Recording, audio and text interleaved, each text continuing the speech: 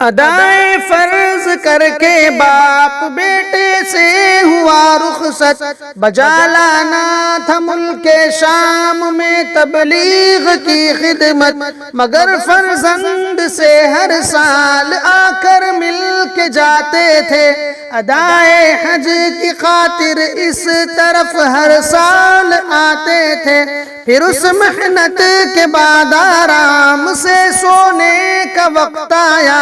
خلیل اللہ کے واصل بحق ہونے کا دن آیا، بالآخر جا بسے حضرت دیار جاودانی میں، بقا ہے بس خدا کی ذات کو اس دار فانی میں، رسالت آج فرزندان ابراہیم نے پائی، خدا نے یہ امانت اب انہیں تفویض فرمائی، ذبیح اللہ ہوئے مرسل عرب کے رہنے والوں پر، ہوئے معمور اہل شام پر اسحاق پیغمبر، خدا کے فضل سے ہستی ہوئی دلشاد دونوں کی، بڑی ہر دو ممالک میں بہت اولاد دونوں کی،